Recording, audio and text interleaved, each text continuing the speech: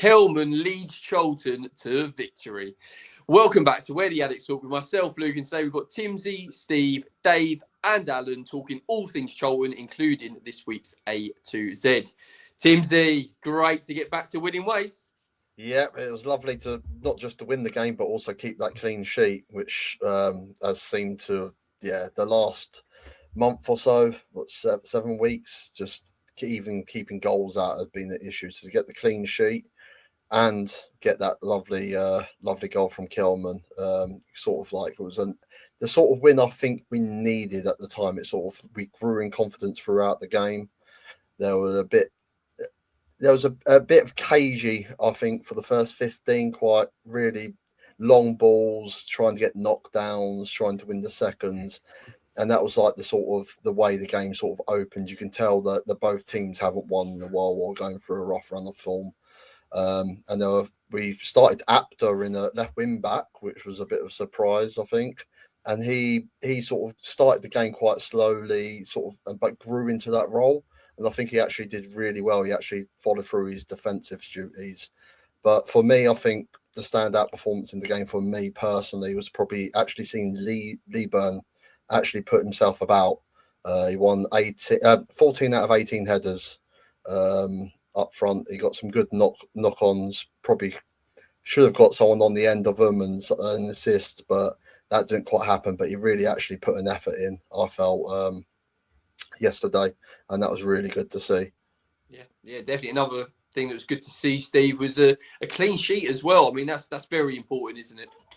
It is, yeah. I mean, as Timsy's saying, we've been struggling to keep the goals out as well as scoring in the recent weeks. So to actually kind of keep that clean sheet yesterday was so vital, and we deserved it as well. It was a good, solid performance. I mean, let's be frank. I'd say Oxford probably the weakest side I've seen down at the Valley this season. They look like they're going to be a team that's going to be in trouble this year. I didn't think there was much in their team that was going to cause problems, but we had to do a job still on them, and we did. And even when there was times when there was Ramsey would look like he was hobbling for half of the second half, and he was really struggling at points to even run. We were still able to keep that clean sheet and keep our defence tight. And for me, I think Apter was absolutely probably one of our standout players in the back line. But I agree, Timmsy, that's Leeburn's best game this season, bar none. He was getting himself about. He was winning headers. He was running onto balls. Previous weeks, we probably wouldn't have seen that when he's been up there. He'd probably just watch the ball go past him. So it was really good to see a bit of a change in attitude from him. Maybe he's had a bit of a rocket up the backside in recent weeks from Jones or from others. But it was a really positive performance yesterday. Yeah, definitely. Talking about Leeburn, he's had some more game time, hasn't he? He's been getting minutes, and maybe it's a confidence thing. A lot of players play off confidence, and like you say, he's been he had a good game at the weekend. I think the other thing, Dave, that is important to say is it shows character to get 3 points when you're going through a bit of a rut. Let's face it, it's been a bit of a rut, hasn't it, the last few games? To then get the win, get the clean sheet. It takes character from the team, doesn't it? Yeah, and we're not lacking with character from Nathan Jones downwards. The team is full of character and togetherness. That has always been our key strength, I think, over 2025. And to come off the back of like 5 defeats and then get a really good draw against Birmingham, it turned it around. And you have to say in the second half, Oxford were there for the taking, and we were just a nice bit of skill from Coventry and TC into playing and putting through Kelman with a super composed finish was it's just what we needed. Going into Christmas with a win. I think what are we now? 8 points clear of relegation. 8 points off of the playoffs. Suddenly, the championship looks like it normally is. You put if we take that confidence going forwards, we've got some tough games coming up. A lot of those reverse fixtures like Portsmouth and Coventry soon. You just don't know where it can take you. So, a little bit of concern Ramsey for me had another outstanding game, but I think he might have gone into that game being either exhausted or carrying a bit of an injury. Went down at the start and then he went down towards the end and he couldn't keep it going anymore. So again, that's our only concern, I think, going forwards into these tough fixtures, set of fixtures coming along, is is he going to be another injury for us at the back line, which will be, really become a bit of a cropper for us. Yeah, hopefully not. It's not been a great spell for injuries, as it's let's hope that isn't the case. It might be seen, Alan, as a very important game, because you go on this run, you play a team that, on paper you'd hope to get 3 points against, and if it doesn't go that way, your season can derail quite quickly, can't it? So you might look back at the end of the season as this win might be quite important. Yeah, I thought that's coming out of Slade, and you think it's 3 points and it's against a team that's down there, and you're thinking it could be a massive 3 points, because Norwich, as much as they've been down there, they are picking up more results. They are conceding a lot. I've got a mate who's a Norwich fan. He says he don't give them no hope. I said, we both said sort of things, exactly the same things. I said, don't expect to get anything there, and they don't expect us. So I think there probably might be a few goals in there because they've got a very leaky back line. Then you've obviously got the Portsmouth game, which is, say, never easy. It's never hard, but because we seem to always do well down there. But a lot's got to change somewhere down there. You know what I mean? And they picked up a good draw at Derby, didn't they? So yeah, and getting 3 points just gives us a little bit of breathing space to say, look, it isn't a disaster if we don't get a point at Norwich. But I think we can. I think Coventry can't keep winning. A month, obviously, in the new year. So as much as we need to try and get something, it's not a massive disaster if going into the period if we don't get anything now. Yeah, definitely. Let's talk about, obviously, last week we spoke a lot about TC, didn't we, Timmsy? Do you think Nathan Jones used him correctly, coming off the bench, impact player? Do you think he was used correctly against Oxford? Oh, definitely. I think he came on at the right time and he just went at them. They were blowing, especially on that side. I think Apter gave him a good game anyway. But as soon as he came on, he done a curling shot, which was probably inches away from actually going in. It was probably the best shot I've seen him do all season, really. It was. He had a lovely curl on it. It actually deserved to go in, but it just went inches wide. And the next bit, he was just aggressive. He was looking to play it. He was looking to take on players. It weren't none of this hold it up and then losing it. He was just on it. But it may have worked for his favour as well, coming on against opposition like Oxford, who was sitting back a bit off him as well. And that's sort of when he does his best stuff. But you can see the difference when he comes on with his energy, when he actually comes on at the 70th minute mark. And it's a lot more beneficial for us because there's tired legs out there. He hasn't got exhausted himself from running right down the ring and back up. So I personally think he's much more impactful when he comes off the bench, and I think his stats sort of proves that. I think that he's come 3 times off the bench, and now he has goals, assists, or 3 from that, but 0 from starting. So the sort of stats are starting to tally up to suggest exactly the same thing. Yeah, definitely.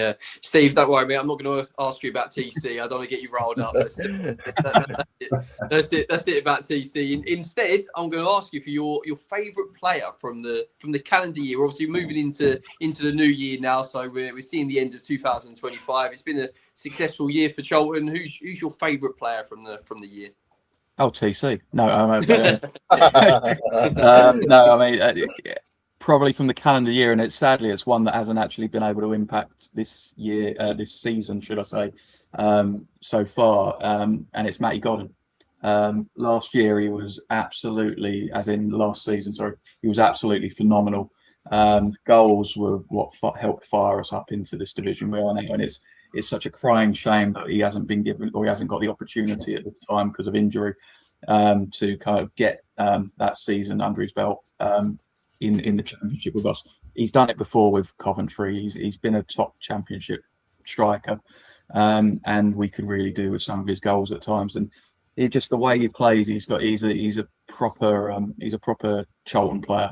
He puts his heart on his sleeve, and he really goes for it. So he's one I've really enjoyed watching, and I really hope we get to see him again before the season's over. It's the end. He's only got this year on his contract, so I wouldn't be surprised if this is his last season with us. But I really hope we get at least a swan song with him in the final part of the season to see some more goals in his name and to give him the send off he deserves. Like it, yeah. I think fingers crossed he's back soon. Dave, same question to you, please, mate. Who's been your favourite player in the calendar year 2025? Well, do you know what? It's probably not the first name that comes to mind, but for me personally, it's been like a bit of the unsung hero, the player that does all the dirty work, but it was also helped sort of create a lot of work for us, and that's Connor Coventry. He's the one constant in that team. He gives 100%. I've never doubted his ability and his commitment, and he's had a big impact on a lot of games, that have been important for us. And through the course of a whole year, he's been Mr. Consistency for me. So, that is definitely my pick. Yeah, very very reliable player, which you need in the dressing room.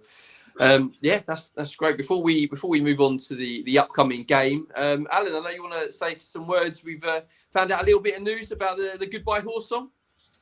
Yeah, a couple of messages came in. Thanks to David. I think this is the one that makes more sense. It's to do with a horse running around from Upton Park, the bowling ground, when we were there.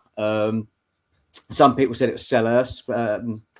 Some people said it's to do with the horses going off in World War II. I don't know if they had a wind up. And it's the farmers saying goodbye to their horse, but it makes more sense that thing. But David didn't know. Someone else might be able to mention it. Did he fall off the horse, or did the horse just run off on its own accord when it was just like left unattended? So if someone knows a bit more about it, brilliant. But thanks to David for mentioning about it. Yeah, no, definitely. Thank you, mate. And the mystery continues a little bit more. So if we can, maybe by the end of the season, we'll get the full picture. We'll see. We want photos from the 80s. We need a video. Definitely. Right, let's move on to the upcoming game. It's Norwich away. Timmsy, what are you expecting from the game? It's going to be quite a big game. What's your score predictions, mate? Oh, I can see there being goals in it. I don't know what we will start with. If Kelman will get 60 minutes from the start, or will we ease him again off the bench? But I think we know that we were told there was one or two coming back, and Kelman come back against Oxford. So I'd probably expect another player. Hopefully, we don't know who, because Nathan Jones really keeps his cards close to his chest when it comes to injuries. So we may see another one on the bench, but with the Ramsey injury, I'm very unlikely think we'll see him. Is who's going to step in that, and if we use the youth again in Goff, who didn't put a foot wrong, but he was only on for 10 minutes or so. I think it was with the added time, 9 minutes of added time for some reason yesterday. It'd be interesting what sort of formation we play, who we play in that role, to what would be, but that may destabilise us a bit to actually concede one or two.